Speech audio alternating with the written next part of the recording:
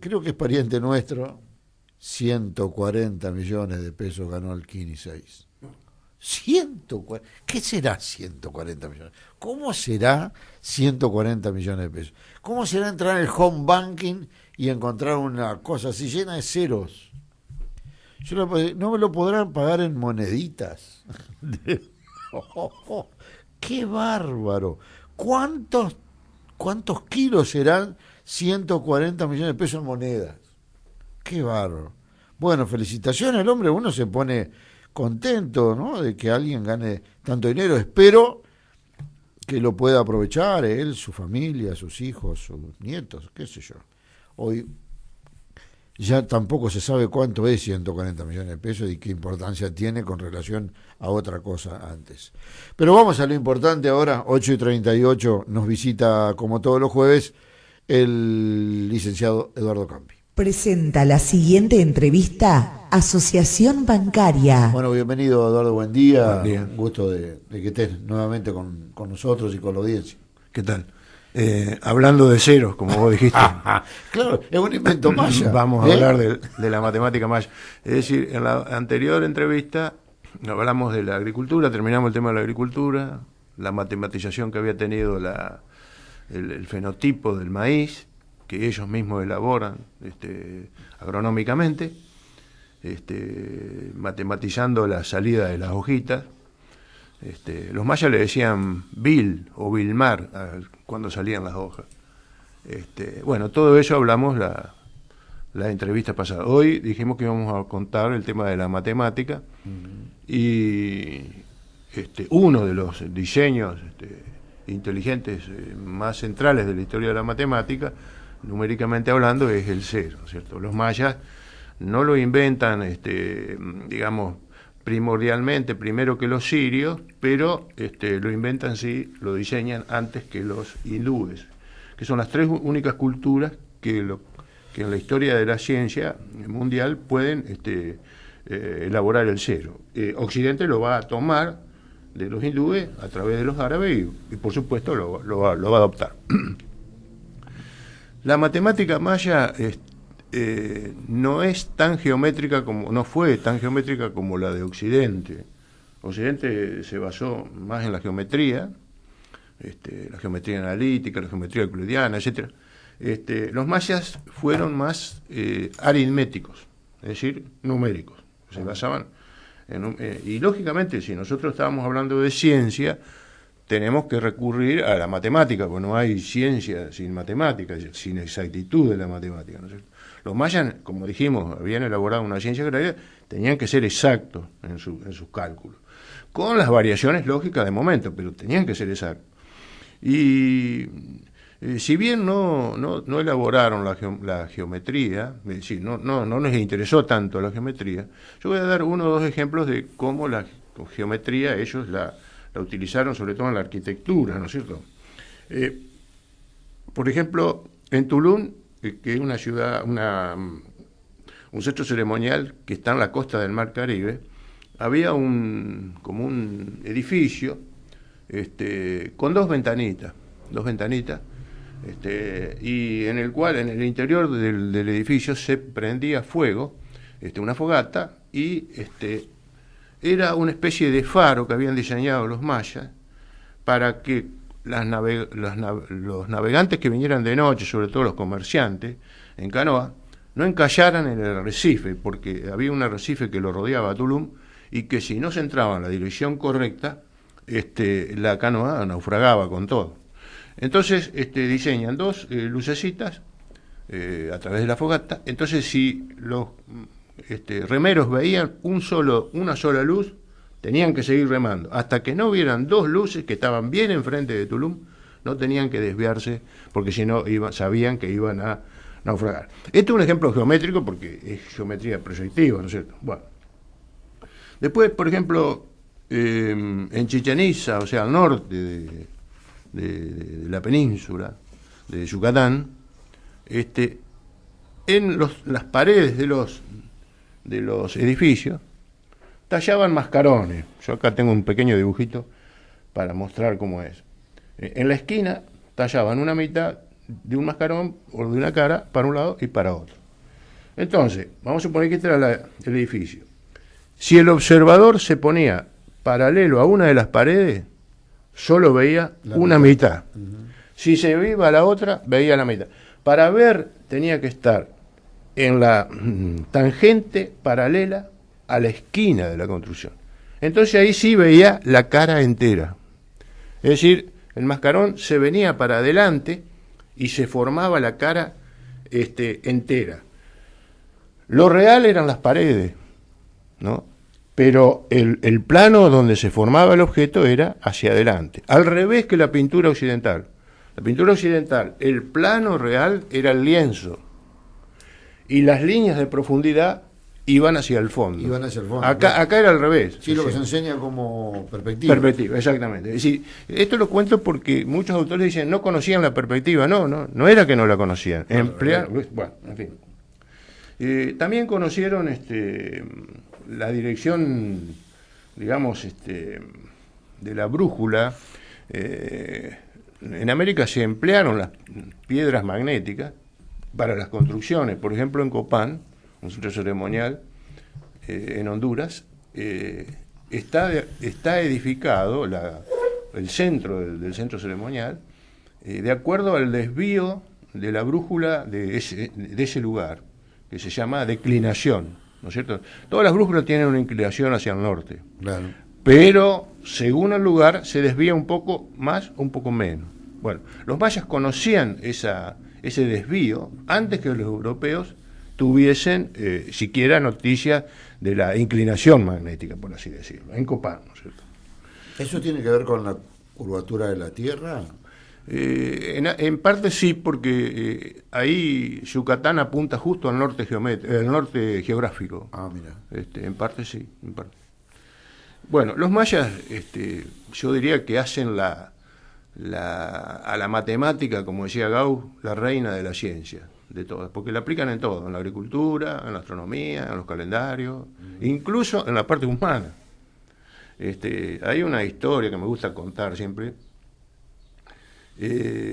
Cuando la ciencia en Occidente se hizo clásica, por ejemplo la física clásica, que hoy por supuesto se impera en el mundo occidental con su técnica asociada, los físicos tuvieron tanto éxito que con sus cálculos diferenciales, Newton o Leibniz, quisieron matematizar el pensamiento. Estaban tan entusiasmados con el resultado que le daba. Y dice Hawking que no pudieron, con el cálculo físico de ese momento no dio para matematizar, fracasaron en ese intento. Yo diría que los mayas tuvieron más éxito en formalizar el pensamiento o asociar la matemática al pensamiento que los europeos. ¿Por qué? Porque ellos van a elaborar la matemática en uno de los sistemas de notación que van a emplear. Van a emplear caras. Es decir, las caras, las diferentes caras, los diferentes rasgos, son números. Por ejemplo, el número 6 tenía, en el ojo tenía un cruce, una cruz. El número 0 tenía más o menos el gesto que vos estás haciendo. Una mano tomándose la pera, en gesto de pensar. Este es el típico gesto de pensar. El 4 era una cara que tenía un ojo cuadrado, es decir, bien en ángulo, etcétera, ¿no? Es decir, en base a los 10 primeros números, después armaban los restantes. Entonces, esa humanización, entre comillas, de la aritmética, los acercó a los mayas más al pensamiento humano que la física en Occidente. Hoy, desde el punto de vista... Perdón, pero lo emparenta al pensamiento interpretando otorgándole, digamos, números a la expresión del pensamiento que viene a ser el rostro. Claro, cada rostro simbolizaba un número. Bien. Cada rostro simbolizaba un número. Y desde el punto de vista mental, hoy cualquier psicólogo sabe que si no hay un pensamiento que lo elabore, no hay posibilidad de pensar en un número. Sí, primero es la psicología después el pensamiento numérico. Los mayas... Y ahí viene el te quiero mucho, por ejemplo. Sí. Ya fue la pregunta para el psicólogo. Los mayas... los mayas van a hacer lo posible para representar la matemática en uno de los sistemas de notación, digamos, con caras, como dije. Entonces, nosotros cuando vemos hoy la matemática, que es media formal, es media aburrida, es media, la gente no le gusta tanto. En cambio, los mayas trataron por todos los medios de que si un sacerdote veía las caras, sabía qué número estaba anotando. Entonces, de ahí viene la cercanía más a lo humano, que yo digo. A tal punto ocurrió este acercamiento entre psicología o personalidad y matemática, que los mayas se ponían nombres, es decir, números como nombres. 1 serpiente, 2 luna, 3. Es decir, el número entraba en la personalidad, es decir, en el nombre, por así decirlo, honorífico de la persona. Es decir, era como un bautismo para ellos. Como digamos, el número. El padre le otorgaba un número que tenía que ver con un gesto. Sí, tenía que ver incluso con los días del calendario, pero recibía un número: 1 jaguar, 2 serpientes, 3 osos, etcétera. ¿Por qué? Porque los números también eran dioses. Entonces, al tener un número incorporado en su nombre, recibía una sacralidad por parte de los dioses mayas, que ellos creían, por supuesto, ¿no? Claro. A tal punto sucede esto que la base del sistema numeral maya, que es el 20, no es como nosotros de 10 en 10, de 20 en 20, es 10 manos de un varón unida a 10 manos de una mujer. Entonces, el sistema básico de numeración maya de 20 en 20, vigesimal, fue derivado de la parte, si nos ponemos de acuerdo con el mito, humana, es decir, un varón y una mujer. No era 10 dedos como en Occidente de un individuo solo, eran 2. Y sobre todo de la mujer, claro, o una diosa lunar, si lo queremos llamar así. Claro. Bueno, los mayas van con esta, digamos, con la invención del cero, con la invención del sistema posicional, porque tienen que inventar la posición para simplificar los cálculos. Por ejemplo, si yo quiero anotar 10 en un sistema que no es posicional, que el espacio no significa nada, tengo que hacer como 10 rayitas. En cambio, si yo quiero anotar 100 en sistema posicional, sabiendo que las decenas son primero, las centenas después, etcétera, con 3 símbolos me basta. O sea, simplifiqué enormemente el cálculo. Claro, es decir, como el número romano, digamos que con 5 letras. Claro, el número romano todavía no tenía la precisión y la... No, digo para el entendimiento común, ¿verdad? Claro, en Roma sí había un principio de espacialidad, pero los mayas lo simplificaron tanto que les permitió hacer cálculos de millones y de millones. 90 millones, 400 millones, más. A tal punto que en sus cálculos ellos superan la cantidad de años que tiene nuestro universo actual según la física occidental. Por ejemplo, a grandes rasgos, el universo sería 150.000 millones de años, tendría nuestro universo. Los mayas lo superaron lejanamente ese número. ¿Por qué? Precisamente al tener el sistema posicional y el cero, les permite llegar a elaborar la noción de infinito matemático potencial. Es decir, cada vez que ellos querían, seguían agregando sin parar. Claro, así que los 140 millones que te ganó este tipo no sería tanto. Hablando de ceros. No le pondrían tanto cero. Hablando de ceros, sí. Bueno, ¿por qué crees que no tenemos esa autorreferencia, digo, continental, en términos del estudio? Digamos, estamos también hay una historia oficial respecto de las creaciones, las identidades o las civilizaciones. Sí, sí, sí, sí. Y bueno, hay una explicación de por qué pasa esto. Yo quizá me gustaría, cuando esté terminando esta serie de conferencias, tocar ese tema comparativo con Occidente, pero Bueno. yo lo voy a decir adelantado, ya que vos lo preguntás. Nuestros intelectuales del hemisferio norte, de habla inglesa, sobre todo, que han aportado al tema maya. Yo no niego que no han aportado, porque ellos han ido a las ruinas, han descifrado los jeroglíficos, han excavado las ruinas, cosas que nosotros no hicimos. Pero les cuesta al habla inglesa, a la ideología, le cuesta darle el valor de civilización, la altura de civilización que los mayas tuvieron. Por ejemplo, como vos decís, en Europa, los griegos, vos estudiás filosofía, estudiás cualquier, siempre aparecen los griegos, que está muy bien, por supuesto, ¿no? En cambio acá, nosotros estudiamos historia sin casi mencionarlos más, sin conocer lo que hicieron intelectualmente, lo cual es muy grave, lo cual es gravísimo, ¿no es cierto? Entonces, eso se tiene que ir corrigiendo, se tiene que ir cambiando, en base, por supuesto, a los datos de los historiadores y también de estos datos intelectuales que nosotros estamos refiriendo aquí, ¿no es cierto? Por último, sin pretender adelantar nada del ritmo de tus exposiciones, ¿hubo pensadores al estilo, ya que nombraste a los griegos, digamos, en cuanto a la organización social o atisbos de organización política? Sí, es un tema que yo no trato de no tocarlo, porque me especialicé más en la cultura y en la parte intelectual, pero sí hubo. Lo que sí dicen los autores, estos autores de habla inglesa, clásicos, que si hubiesen encontrado un maya con un griego, bueno, hubieran hablado de la civilización, más o menos, supongamos que se hubieran podido entender, ¿no es cierto? Uh-huh.